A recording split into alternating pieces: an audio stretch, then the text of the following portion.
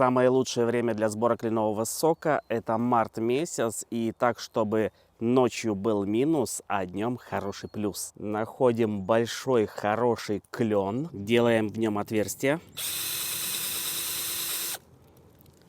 Неглубокое, главное пробить кору.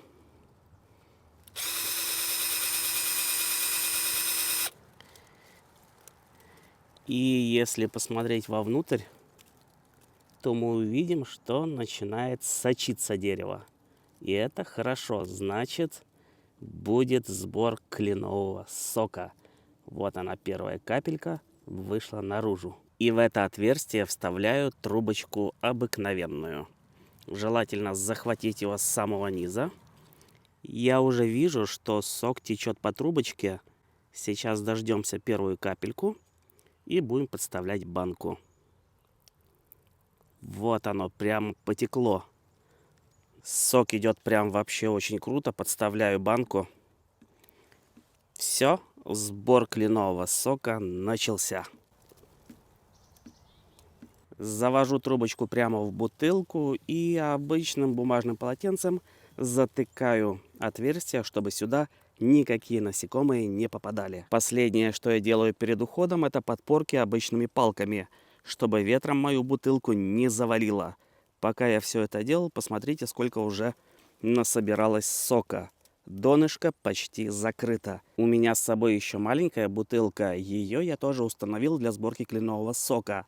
Сделал все то же самое, только на другом дереве. Отверстие, трубочка, подпорки. Понаблюдал за всем этим делом и понял, что для насекомых кленовый сок – это лакомство.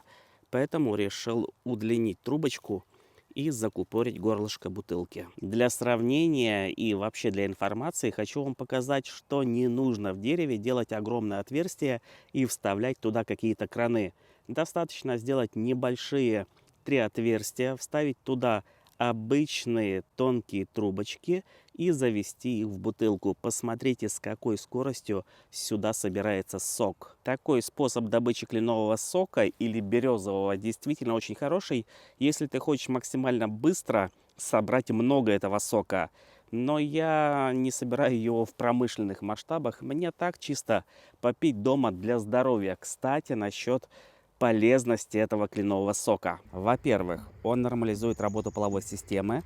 Во-вторых, помогает избавиться от усталости и депрессивного состояния. Мужчинам полезно пить кленовый сок при ослабленной потенции и заболеваниях предстательной железы. А еще очищает кровь от токсинов, шлаков, солей и тяжелых металлов. Нормализует работу мочевой системы, почек, желчного пузыря и печени. И оказывает положительное действие на поджелудочную железу и способствует выработке инсулина. В общем, кленовый сок нужно воспринимать не как напиток, а все же это лекарство. И перебарщивать с ним не стоит. Посмотрите, я тут разговариваю всего ничего, а уже сколько сока набралось. Почти 1/3 бутылки. Давайте для сравнения посмотрим ту бутылку, где одна трубочка широкая. Я совсем забыл, что тут наклейка, и вы не увидите, сколько собралось сока, но я вам покажу. Вот столько. То есть таким способом добывается сок намного дольше, чем таким. Но вы посмотрите, тут как будто бы маленький краник открыли. Всего лишь от дерева к дереву отошел. Да, еще не половина, но скоро будет полбутылки кленового сока уже. Быстро сходил домой, сделал кое-какую онлайн-работу, прихожу. А тут я никаких подпорок не делал, и бутылка под собственным весом завалилась. Ну и, естественно, сами трубочки отошли, и сок не собирался. Но если бы сок собирался, то это была бы полная бутылка. Посмотрим, что тут происходит. Ну, тут вот сок собирается, подпорки стоят, все в порядке. Эти 2 бутылки я буду забирать, а эту оставлю, пусть до вечера собирает. Как раз до вечера будет полная бутылка. Что интересно, насекомые сюда никакие не попали. Это приятно, хотя я ничем горлышко не защищал. Сок прозрачный. Отверстие, естественно, нужно позатыкать. Аккуратненько держим за бумагу. Вытаскиваем все это дело. И тоже будем затыкать отверстие.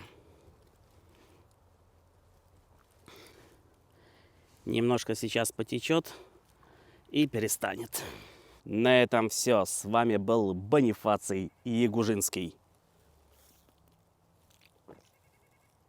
В отличие от березового сока, кленовый сок уже изначально сладкий. С работы я, конечно, немножко задержался. Нужно бы забрать бутылку. Смотрим, что у нас тут. Вот до сюда насобиралось.